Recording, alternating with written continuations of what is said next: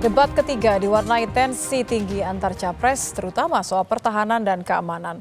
Presiden Joko Widodo pun mengkritisi format debat yang ia sebut tidak mengedukasi karena lebih banyak saling serang pribadi dibandingkan kebijakan dan visi misi. Panasnya adu gagasan capres bahkan hingga terjadi di luar ring debat.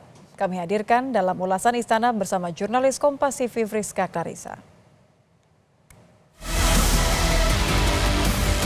Sebut aja angkanya berapa gitu loh. Kayak saya gitu loh. Jangan di bawah 5, sebut aja berapa. 11 mas, dari 100. Jadi tidak hanya omon.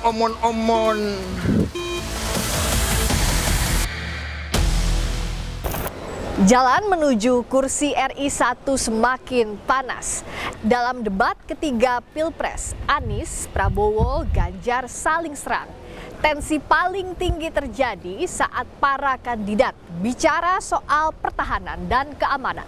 Presiden Jokowi pun angkat bicara dan meminta para capres tak saling serang soal pribadi dalam debat, tapi fokus pada substansi.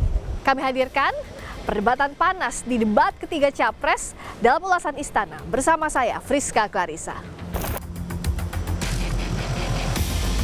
Tensi narasi antar capres tinggi di debat ketiga. Capres nomor urut 1 Anies Baswedan menyatakan Indonesia harus berperan aktif di forum internasional. Tak cukup hanya hadir dan menjadi penonton. Capres nomor urut 2 Prabowo Subianto membalas Anies hanya sekadar bicara atau omon-omon. Seperti yang dilakukan ketika era Bung Karno pada waktu itu, Ali Sastroamidjojo, apa yang dikerjakan? Merangkul semua.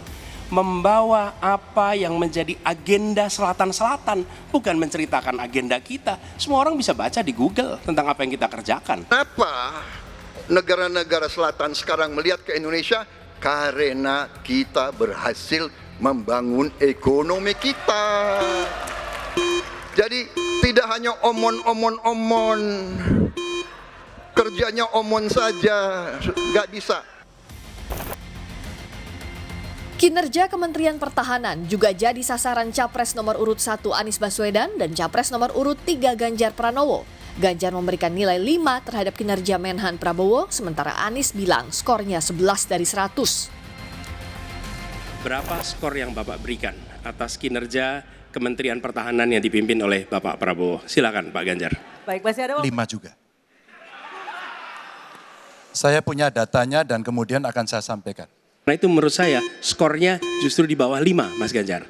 Kalau 5 itu ketinggian Pak Ganjar. Terima Mas kasih. Anies gak usah takut. Disebut aja angkanya berapa gitu loh. Kayak saya gitu loh. Jangan di bawah 5, sebut aja berapa. 11 Mas, dari 100. Oke. Ini sedikit ngajari kendel Mas Anies biar berani.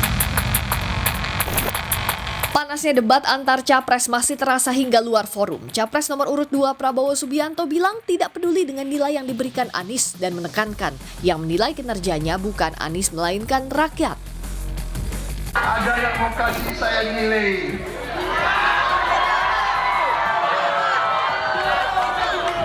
11 dari 100.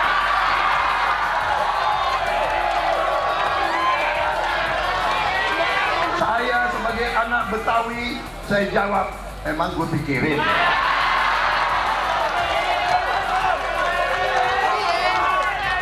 Apalagi dari ente. Kalau dari ente mah, sorry ya. Saya lebih takut dengan rakyat Indonesia. Saling serang dalam debat juga terjadi antara Ganjar dan Prabowo soal adu data terkait peringkat kekuatan pertahanan Indonesia yang disebut Ganjar menurun saat dipimpin Prabowo sebagai Menhan. Kualitas militer kita, ini dari Law Institute Asia Power Index, turun. Proporsi anggaran pertahanan kita sumbernya IISS Military Balance Plus, turun. Pak Prabowo, saya mau bertanya kepada Bapak, termasuk kemudian capaian MEF kita hanya 65,49% dari target 79%. Mengapa terjadi penurunan dan apa solusi? Waktu habis. Ya. Jadi kita juga masih pakai banyak sampai sekarang pesawat bekas. Jadi banyak data Bapak, mungkin niat Bapak baik, tapi mungkin tim Bapak, staf Bapak itu keliru memberi masukan. Ya. Jadi dalam alat perang, saya katakan, bukan baru dan bekas, tapi usianya. Kalau pesawat, flying hours. Ya.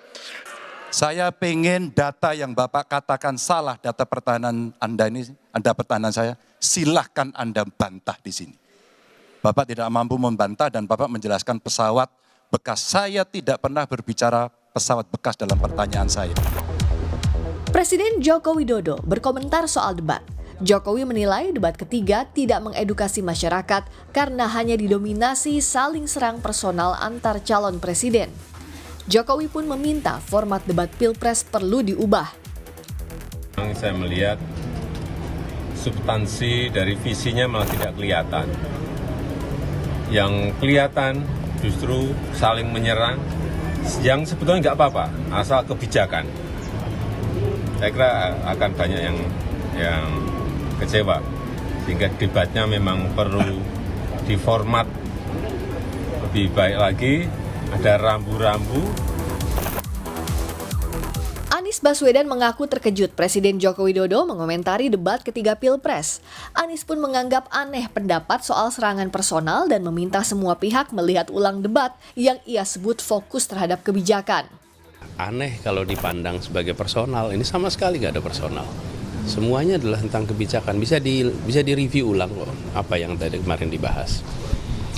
Jadi malah saya agak terkejut kok Pak Presiden ikut komentar soal debat ya. Pihak kantor staf Presiden mengkritisi pernyataan Anies yang dianggap sebagai framing atas ucapan Presiden Jokowi.